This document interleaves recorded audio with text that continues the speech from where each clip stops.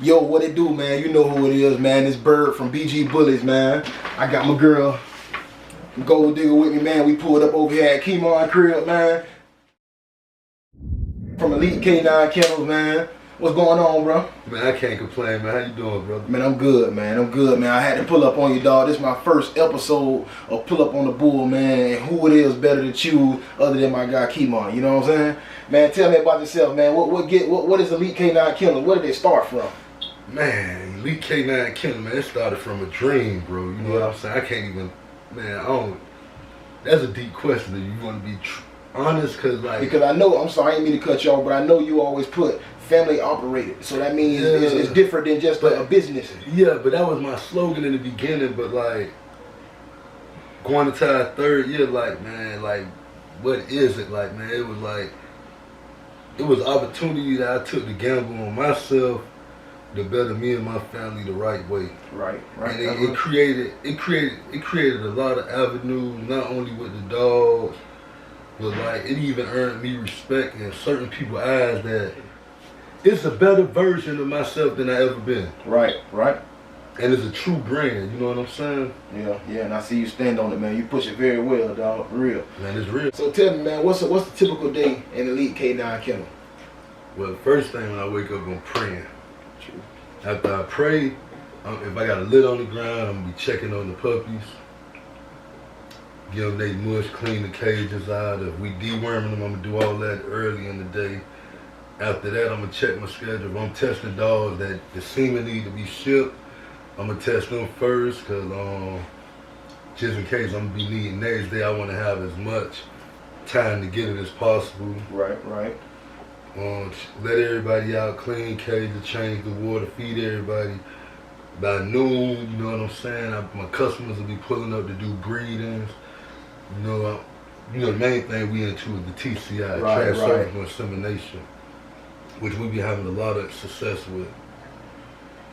So would you say, I mean, I know you don't really want to break it down, but you say like a AI is really not even needed if you get your numbers right with the right progesterone number? Me, I don't do AIs anymore. Okay. Everything, I've been transcervical inseminations. I don't do surgicals no more. Everything been with that. So it's been that good for you that you done left everything else to put it in your hands on. Right. That's a bit. And you've been 100%, like I said earlier, man. You've been 100% with it, dog. So I can't turn that against you, dog. So man, you got a couple things going on, man. You know what I'm saying? You're out in the community, man. You're pretty known right now. And in Florida, we're going to say in Florida. Well, I'm going to say community in general because that's Florida. The community that we grew up in, we call that our community, you know what I mean? It's a bully community. Yeah, bully community. It might be communities everywhere else, but our community that we're around, people that we talk to on a day-to-day basis, know Keymon. Right, but on the game, Facebook, I follow, but the game is bigger than that. The game is a worldwide game, so man, you got to know your position. Like, you feel me? Like, being known in the community in the worldwide game, man, it's different. We own. We own. Yeah, it's definitely different. So, but we definitely striving for that direction. Most definitely. But we known in Florida right now. We getting known too. So you've been known in Florida, and you got you done already had what three dog shows already? Yeah, the fourth one will be this Saturday. Fourth one is this Saturday. Yeah. April 1st, man. Y'all tag in, man. No April Fools. It ain't gonna be a joke, man. Bring your dogs, bring your bulls. BG Bullies Bird gonna be out there, man. Y'all come check me out, St. Cloud, Florida. Keymon, and what's the show is? Extravagant. The Bully Extravaganza. Bully Extravaganza. Shout out to Mike Diego. He'll be the MC. Shout out Rude Boy Mantilla on IG. He the judge. My partners for this event, Sharonda Sweeney and Julia DCL Franco. And if I forgot anybody, Omar Garcia, special guest. Appreciate everybody. Most definitely, man. And we appreciate y'all because there's a couple times they done came for the last previous shows and them jokers was turned up, man. Some of the best times that I had at shows, more genuine. Like I always tell people, it's more like a barbecue or hangout. You know what I'm saying? But the dogs involved, and everybody come together and just like you know what I'm saying, like a family reunion type vibe. You feel me? Family reunion. Ain't nothing gonna get no better than this, man. So y'all come out and bring the dogs out, man. The Bully Extravaganza, April 1st, no fools. You feel me? April 1st, no fools. The first that we dropped off our XL was June 2020. Had a 2-pack, you know what I'm saying? 2 puppies. 2-piece, okay. You know, it wasn't at a site, and but it was just something about recreating it, like the possibilities it could be if I decided or if I chose to give it full, like, you know, like more like give it my all. Right. And I would say 2 puppies for the first litter. I know you ain't really make too much, so that kind right, I broke even though. Right. Because I kept a female, and I sold a puppy to my cousin for $1,500, and I had paid $12.50 for the female. Right. Shout out to my boy at Rayline Bully, who I brought my first female from. Right. XL, Blue XL Molly. Yeah, Dante Johnson, man. Y'all follow Dante Johnson on Facebook, man. Yeah, so after that, after your first litter, you had 2 pups, and where you went from there? Well, so I bred the female with my partner Blake. Shout out Blake Brandon Fleetwood Dog. Okay, Brandon Blake, man. Y'all follow him on Facebook. Yeah, so I bred with Blake. I had 2 puppies. You know, regular ties. I ain't know nothing about the repro game of the dog breeding. It was more like just mating. I thought they come in heat, and you know what I'm saying. So I had 2 puppies. Then I turned around, and the next litter we had 9 though off of her. Yeah, so after 9, that's when I'm like, oh man, I sold all 9 for 15, so I was up 9 times my investment. You know what I'm saying? Right. But really, I had paid my homeboy Blake $1,500 to use his dog for the stud. Right. So I was really 8 times. Yeah, that's still, I mean, for your second litter, that's still a good time. Yeah, plus I had kept the girl off the breeding. So you know, I sold the boy first. Right. Yeah, so I sold the boy to my cousin and kept the girl ecstasy. So I was up, man. I don't know what I was up. I knew it was more than that $12.50 I had paid for. Okay, so doing all that, what brings you to now? What made you convert from the XLs? I heard you talk about the XLs. What made you convert from the XLs, the pockets, to where you at now with the micros and exotics? I liked the culture.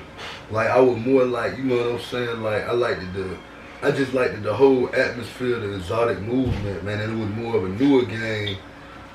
And I just I like exotics because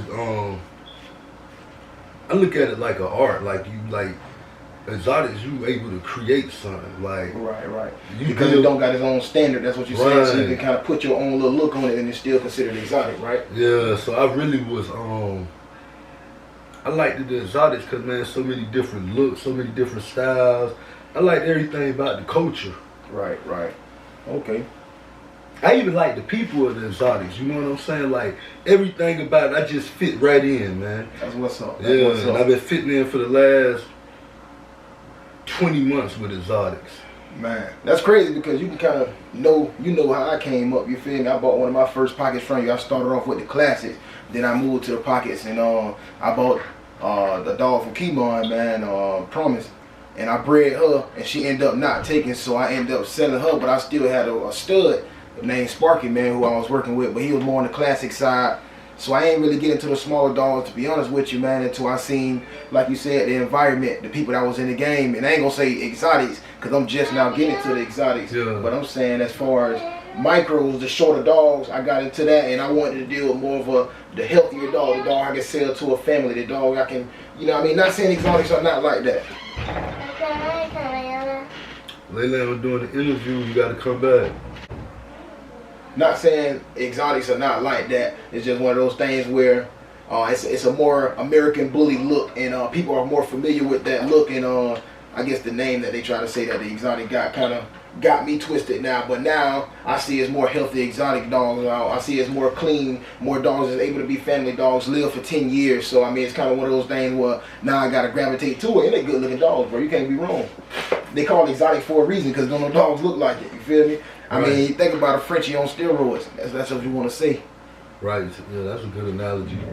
Yo, what it do, man? This bird, we back. We had a little interruption, man. Lele came in and she wanted to join the show. He said it was family operated, right? Yeah, it's definitely family owned and operated. So, Lele, what can they find y'all at?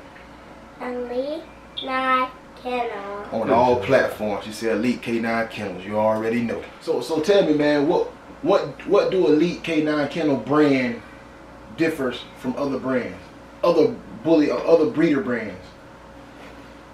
That's a good question.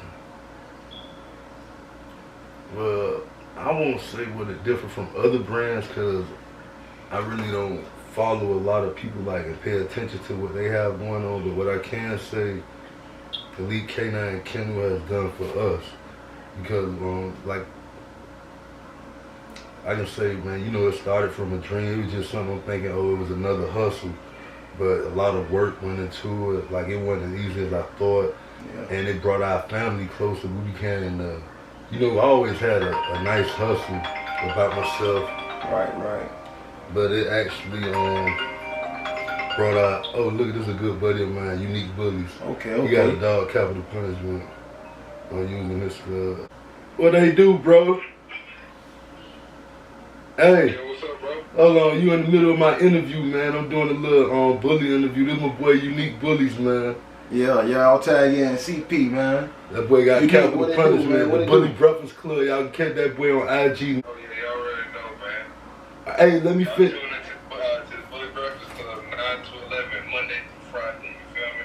That's Yes, Wolf sir. Pit. That's Wolf Pit business. Big business. Big business. Big pit business. Hey, bro, I'm gonna call you after the interview and we're gonna chop it up. Alright, bro. All right, be safe, homie. Yes, sir. I kind of did the same thing when I came into the game, bro, as far as doing my research first and then going to what I wanted to deal with, and that was the smaller dogs, and now it's the exotics, so I made sure I did my research on everything about the exotics before I jumped into them, but that's kind of helped me out, but I feel it's still one of those things that you have to go through it, because I did research on stud owners and try to perfect it myself and put my own little twist on it, and guess what? I still had to deal with some of the problems they deal with, you know what I mean? Or even selling puppies, or even dealing puppies. I done had all the medicine I can have, all the antibiotics or whatever it is. I done had a vet on hand and things still go wrong, you know what I'm saying? So I Right. feel like that's one of those things that you got to actually go through it to, you know what I'm saying, to really understand what's really going on, because that's the research that you can't get from reading a book. You got to know Right, what you're hands-on. doing. Yeah, that hands-on Experience, different, man. So, Experience is the best teacher. most definitely. Yeah, no matter what game you in, it's the same thing, man. Experience gonna be the best teacher. Some things you just can't avoid. You gotta make sure your L's lessons are not losses. That's real, man. Hey, so you already know who this is. Like I said in the beginning of the video, man. This Bird from Bird Game Bullies, man. And Keymon from Elite K9 Kennels, man. Pull up on the bull. We out this motherfucker.